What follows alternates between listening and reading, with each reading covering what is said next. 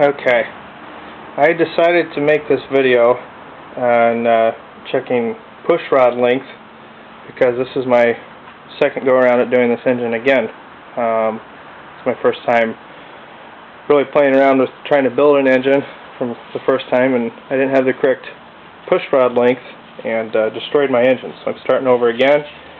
Didn't see a lot of videos on the internet with video on how to do it, so I thought this might be helpful. First thing I did is where my lifters are at, I made sure this one is down all the way from the bottom of the cam, just when this one started to come up. So this is the one I used to check. I'm using roller rockers, 1.6, and I bought a adjustable push rod tool from Comp Cams. And what I did is put it in. I actually started with the stock one just to see, and I'll show you in a minute what happened, but I took a black marker, it's kind of tough to see, and colored this tip. And then I took my roller rocker,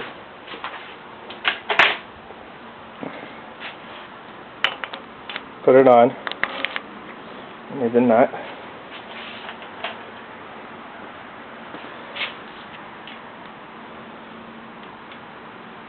and tightened it down until this just started to feel a little drag on it.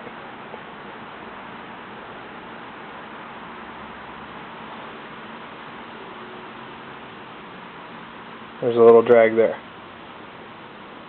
Nope, almost.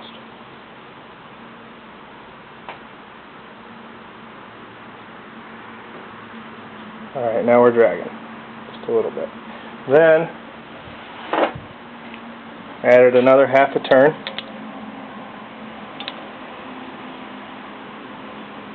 Which it's not going to let me, I don't have my set screw out all the way, but...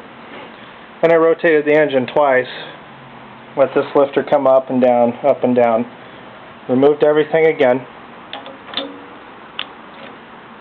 Took it back off. So the stud's going to come with this because I don't have everything locked in and torqued as far as these go. So I'm just trying to figure out where I need to be for push rod length. And then I looked at my mark, and it's right in the center. That's after I found my length. Before, my mark was up here a little high, and that tells me that my push rod length was too short. If you're getting a mark down here, your push rod length is too long. This tool's pretty cool. I don't even know if you can see it. There's a line on it. Can't really see it. But every full turn is 0.05. So the tool starts at 5.8 inches, and you count your number of turns. I went out 11 turns, and that's how I got where I wanted to be. But just to give you an idea of how important this is, here's a stock push rod, and I think I turned it a little bit, that I ran before, which I think led to some valve float and a disaster, but you can see the difference in length.